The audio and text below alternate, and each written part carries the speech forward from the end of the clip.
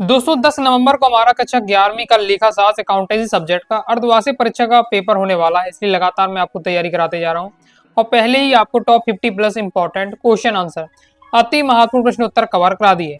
Objective रह जाते हैं तो इस वीडियो में हम कवर करने वाले हैं। ओके, चैप्टर वाइज चैप्टर में आपको ऑब्जेक्टिव कवर करा दूंगा। आपके अध्याय 1 से लेकर अध्याय 7 तक आपके लेखा शास्त्र में अभी अर्धवार्षिक परीक्षा में आने वाला है। तो पहले मैंने आपको क्वेश्चन आंसर कवर करा दिए हैं, अब इस वीडियो में ऑब्जेक्टिव हम कवर कर लेंगे। अब देखिए यहाँ भी आपको जो ऑब्जेक्टिव मिलेंगे chapter by chapter objective question answer हम देखने वाले हैं। तो इसमें भी ऑब्जेक्टिव बहुत सारे आपके दिए हैं, फिर भी लेकिन उसमें जो बहुत ज़्यादा सिलेक्टेड है उन पर मैं फोकस करते जाऊँगा और कंप्लीट आपको क्या दिखाते जाऊँगा। ओके, तो आपको अगर पूरे पढ़ना है तो आपके वीडियो को पुश करके पूरे तैयार करते हैं, सॉल्यूशन भी दिया हुआ है। बाकी कौन कौन इसमें से बहुत ज़्यादा इंपॉर्टेंट है उन पर मैं फोकस करते जाऊँगा, बताते जाऊँगा, तो आपको क्या तैयार करते जाना है। तो चलिए हम देख लेते हैं। सबसे पहले दोस्तों हमारा आ जाता है आपका अध्याय लेखांकन एक परिचय। इससे आपको जैसे आपको तय करना है लेखांकन की शाखाएं, तो ये आपके वित्तीय लेखांकन, लागत लेखांकन, प्रबंधन की सभी लेखांकन की शाखाएं उपयुक्त सभी राइट आंसर हो जाएगा आपका। फिर इसमें आपको तैयार करना है लेखांकन सूचनाओं के बाह्य उपयोगकर्ता नहीं है, तो प्रबंधक राइट आंसर हो जाएगा। बाकी मैं आपको देखिए क्वेश्चन आपको पूरे दिखाते जा रहा हूँ, तो आपके दिए हुए हैं, तो सब आपको अपने हिसाब से प्रैक्टिस करते रहना है। वस्तुनिष्ठ में बता चुका हूँ, पूरे प्रैक्टिस पर डिपेंड है, जिसमें अभी ये बहुत ज़्यादा इंपॉर्टेंट है। ख्याति किस प्रकार की संपत्ति है, तो ख्याति आपकी अमूर्त संपत्ति है। मूर्त संपत्ति अमूर्त संपत्ति से संबंधित जरूर क्वेश्चन आता है, तो मूर्त संपत्ति अमूर्त संपत्ति क्या है कि परिभाषण के उदाहरण जरूर तैयार करिए, समझ लीजिएगा, तो फिर आपसे यहाँ से वस्तुनिष्ठ आपको बन जाएगा। फिर जब व्यापार के स्वामी द्वारा निजी उपयोग हेतु राशि निकाली जाती है उसे हम कहते हैं, तो उसे हम क्या कहते हैं, आहरण कहते हैं। बाकी आपके सब वस्तुनिष्ठ उसके आपको उत्तर दिए हुए हैं। रेगिस्तान की पूर्ति कीजिए। इसमें है एक व्यक्ति जैसे फर्म में ए में रुपया देना है कहलाता है, तो वो हमारा क्या कहलाता है, तो इसका आपको क्लियर आंसर आप कमेंट बॉक्स में बताइए। ओके, इसके आगे आपका ये दिया हुआ है, तो जैसे आपको ये तैयार है भवन एक संपत्ति है, तो भवन एक आपकी किस प्रकार की संपत्ति है, मूर्त संपत्ति है। ओके, इंपॉर्टेंट है, बाकी आपके इस प्रकार से दिया हुआ है। फर्नीचर एक प्रकार की मूर्त संपत्ति। ओके, बाकी मैं आपको पूरा क्वेश्चन दिखाते जा रहा हूँ, सॉल्यूशन दिखाते जा रहा हूँ, तो आप वीडियो को पोस्ट करके क्या पढ़ सकते हैं और क्या प्रैक्टिस कर सकते हैं। ओके, बाकी आपको ये जोड़िए देखिए, आपको सभी आपको तैयार कर लेनी है।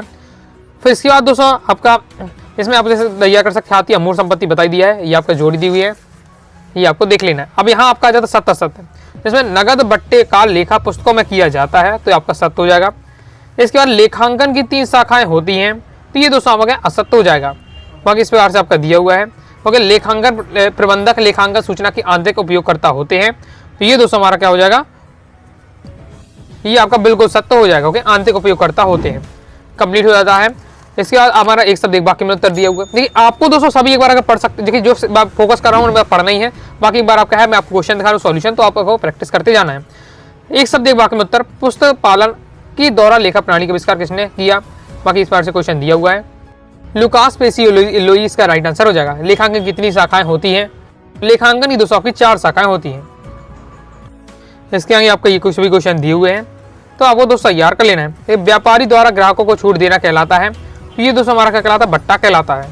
बाकी इनका सॉल्यूशन हो जाता है। तो पहले चैप्टर के इंपॉर्टेंट वस्तुनिष्ठ थे, अब आगे देखते हैं। दूसरा अध्याय है लेखांकन के सैद्धांतिक आधार। इसमें आपको तय करना है निम्नलिखित में से कौन सा खाता नाम मात्र का खाता है, तो चौथे का दोस्तों आपका राइट आंसर हो जाएगा फर्नीचर खाता। हो गया। इसके बाद नेक्स्ट आपको ये तैयार करना है कि संपत्ति प्लस दायित्व इक्वल टू पूंजी, यह किस सिद्धांत पर आधारित है, तो यह दोस्तों आपके द्वारा लिखित सिद्धांत पर आधारित है।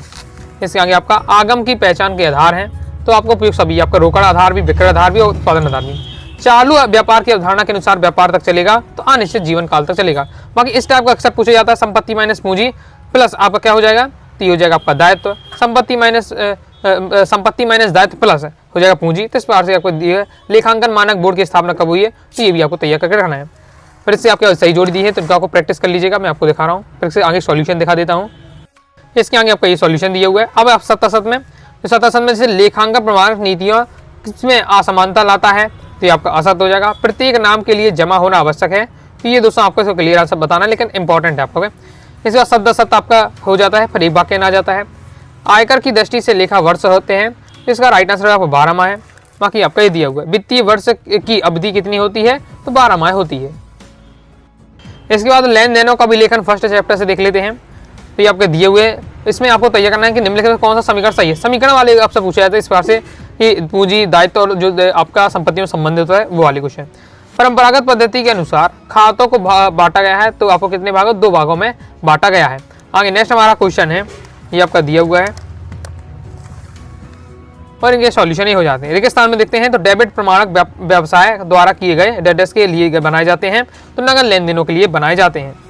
पूंजी प्लस दायित्व इक्वल टू आपका क्या हो जाएगा, ये हो जाएगा आपका संपत्ति। इस बार से हमारा कंप्लीट हो जाता है। फिर सही जोड़ी आपकी आ जाती हैं। ये दोस्तों आपकी यहाँ सही जोड़ी की दी हुई है। इसके बाद 77 आ जाता है। 77 में ये आपका दिया है जैसे मूल प्रलेख के आधार पर प्रमाणक तैयार किए जाते हैं, तो आपको बिल्कुल सत्य हो जाएगा। बाकी इस बार से आपका दिया हुआ है। फिर एक शब्द एक वाक्य में उत्तर, जिसमें हमारा ये आपका इंपॉर्टेंट है, लेखांकन समीकरण किस अवधारणा पर आधारित है, तो ये दोस्तों हमारा द्विपक्षीय अवधारणा पर आधारित है। रोकड़ बैंक में जमा करने पर कौन सा खाता डेबिट किया जाता है, तो यहाँ दोस्तों हमारा बैंक आपका इसका क्लियर आंसर आप देख लीजिएगा। ओके, बाकी बैंक इसका आपका राइट आंसर आगे कंप्लीट हो जाता है। आगे देख लेते हैं।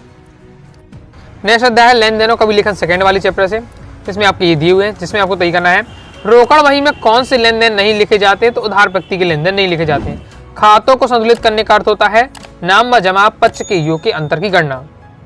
आगे है इसे माल के मूल्य में से घटा दिया जाता है, तो इसका राइट आंसर हो जाए दोस्तों आपका जो बट्टा होता है उसे घटा दिया जाता है। बाकी आपका ये रेगिस्तान के दिए हुए हैं। रेगिस्तान में उधार बेची गई संपत्ति का अभिलेखन डेटर्स में होता है, तो इसका दोस्तों आपका राइट आंसर प्रमुख रोजनामची में होता है।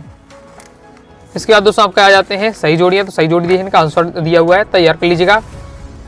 इसके बाद दोस्तों हमारे ये सही जोड़ी है। फिर 77 है, यदि किसी प्रविष्टि में एक खाते को नाम व एक से अधिक खातों को जमा पक्ष में अभिलेखित किया जाता है, तो ऐसी प्रविष्टि हमारा मिश्रित अपवृष्टि कहलाती है, तो ये दोस्तों हमारा बिल्कुल सत्य हो जाएगा। खुदरा रोकड़ वही में बड़े भुगतानों का विलेखन किया जाता है, तो ये दोस्तों हमारा असत्य हो जाएगा। इसका एक शब्द एक वाक्य में उत्तर, जिसमें हमारा है कि वर्तमान समय में फुटकर रोकड़ वही रखने की वैज्ञानिक एवं उपयोगी प्रणाली कौन सी है, वो हो जाएगा दोस्तों आपका खुदरा रोकड़ वही। इसके आगे रोकड़ वही को सदैव कौन सा शेष होता है, तो ये दोस्तों हमेशा कौन सा शेष होता है, नाम शेष होता है।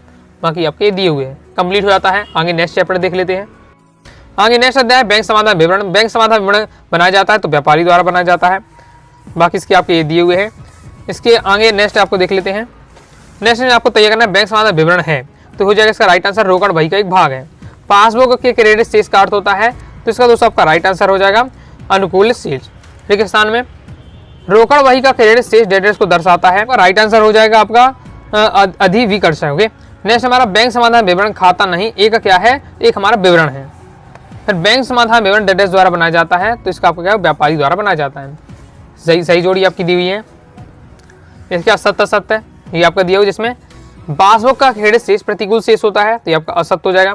रोकड़ वही का जमा शेष पासबुक के नाम पर शेष के बराबर होता है, तो ये आपका सत्य हो जाएगा। बाकी इस बार से आपका दिया हुआ है। फिर नेक्स्ट यहाँ के आपके 3 लगातार इंपॉर्टेंट है।